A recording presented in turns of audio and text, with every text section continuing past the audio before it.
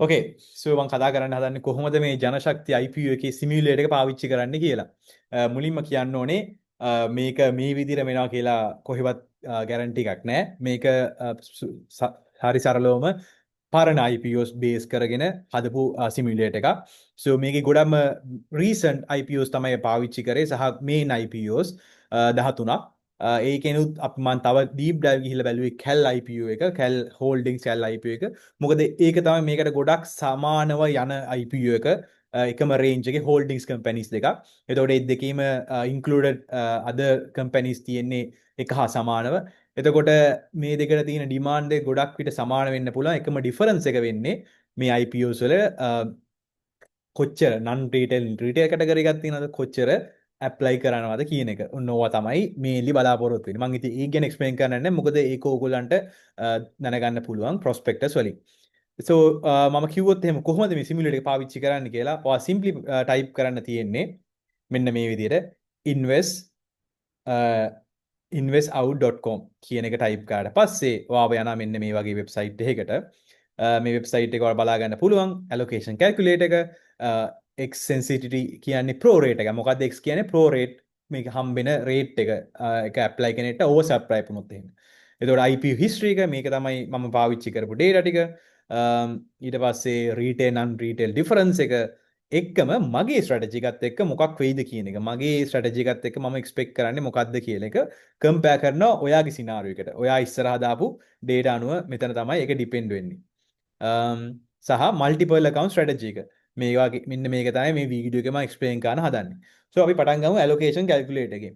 So මේකේ categories දෙකක් තියෙනවා, retail non retail. එතකොට අපි හිතමුකෝ retail දාලා මෙතන ලක්ෂ දෙකකට වඩා දාපු ගමන් error message එකක් එනවා. මොකද ඔයාලා ලක්ෂ දෙකකට වඩා apply කරපු ගමන් එක රුපියලක් හරි ලක්ෂ දෙකකට වඩා දැම්මොත් එimhe application එකේ ඔයාව වැටෙන්නේ non retail category එකට. So ඒ වගේම තමයි මෙතනත් ඔයාලට error එක හම්බ වෙන්නේ. ඉතින් ඔන්න මම ඒකයි චේන්ජ් කරනවා. මම හිතනවා මම ලක්ෂ දෙකයි දාන්න.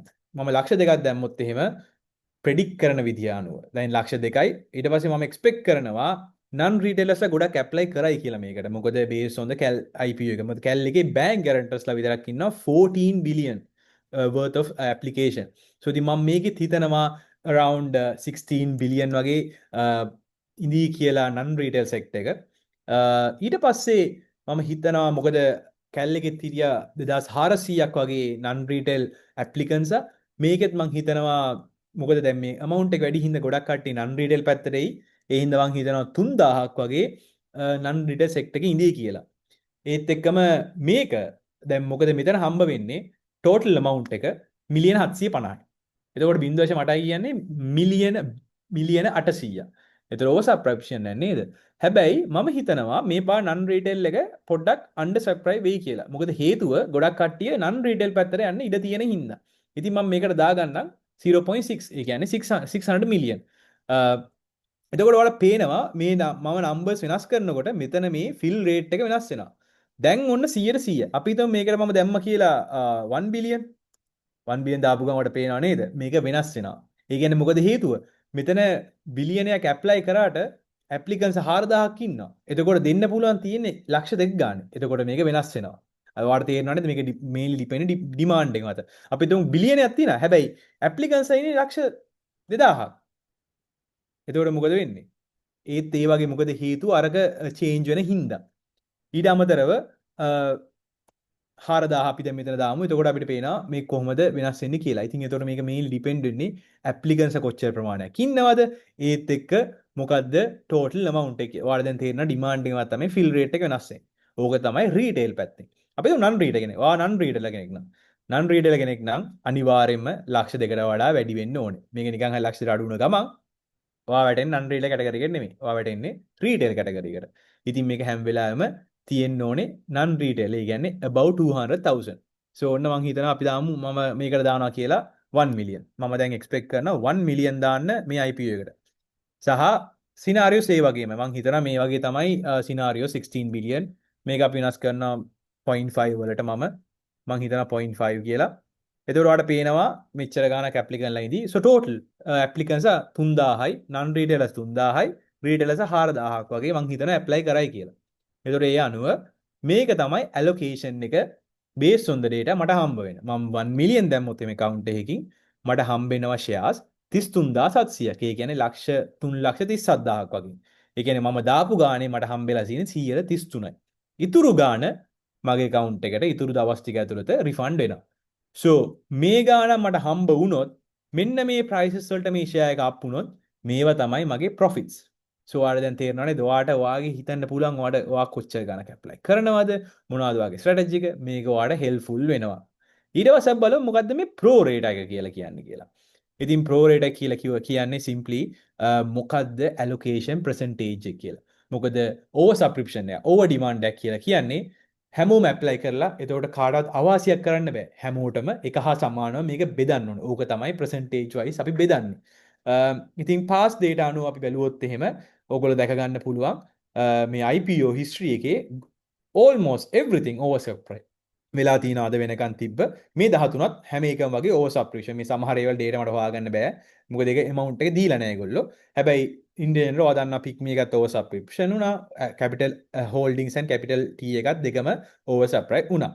ඉතින් කොච්චර ප්‍රමාණයක් oversubscribe වුණාද කියලා මේ එහා පැත්තේ මම දාලා තියෙනවා. ඊට පස්සේ මොකද්ද අද මේක NR split කියලා කියන්නේ non retail split එක. NR minimum එක කියලා කියන්නේ මොකද්ද ඒගොල්ලන්ට හම්බෙච්ච minimum amount එක කියන එක. so මේ තමයි මේ idea එක ගන්න පුළුවන්. so retail කොච්චරක් හිටියද first capital එකේ මොනවද තියෙන්නේ ඔන්න ඔය වගේ කී දෙනෙක්ට ඒ කියන්නේ retail එක කී දෙනෙක්ට හම්බුණාද කොච්චර percentage එකක් හම්බුණාද කියන එක තමයි මෙන්න මෙතන idea එක තියෙන්නේ. so ඔයාලට බලා ගන්න පුළුවන් මේ විදිහට කොච්චර දෙනෙක්ට retail පැත්තෙන් කී දෙනෙක්ට හම්බ වුණාද කියලා. so first capital එක පළවෙනි පාරෙද්දී ඒගොල්ලන් retail හැමෝටම වගේ 100%ක් දුන්නා.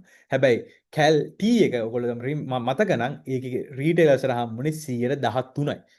ඉතින් මේ රීටේල් හැමෝම හිතන හැම වෙලාවෙම රීටේලර්ට 100% හම්බ වෙන්නේ නැති chance තියෙන. ඒ වෙන්නේ රීටේල්ස් කැටගරි එකත් ඕවර් සබ්ස්ක්‍රයිබ් වුණොත් එහෙම. මේ 100%ක් හම්බෙච්ච තැන් තියෙනවා 100%ක් හම්බෙච්ච නැත්නම් තියෙනවා. එතකොට අයිඩියා ගන්න පුළුවන් මොකක් වෙයිද කියන එක. මේ GF පැකේජ් එක අඩුම රීටේල් හම්බුනේ මොකද හේතුව ඒක පොඩි IPO එකක් මිලියන් 600ක් වගේ පොඩි IPO එකක්. ඒක සබ්ස්ක්‍රයිබ් වෙලා තියෙන 6 පාරක්. එතකොට මේක වැඩිපුරම ඕවර් සබ්ස්ක්‍රයිබ් වුණේ රීටේල් පැත්තෙන්. ඒක රීටේල් පැත්තෙන් ලොකු ගණනක් දෙන්න බැරි වුණා. එතකොට ඒක පොඩි ගානක් තමයි ෆිල් රේට් එක උනේ.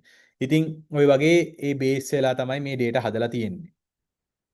ඉතින් මේ data වල අනුව මේ තියෙන එක සිනාරියෝස් ෆික්ස් සිනාරියෝස් දැන් හිතන්නකෝ හැමෝම non retailers ලා බිලියන 5ක් ඇප්ලිකේෂන් දැම්මොත් එහෙම ඔයාලට හම්බෙන ෆිල් රේට් එක වැඩි. අපි හිතමුකෝ non retailers බිලියන 7ක් දැම්මා.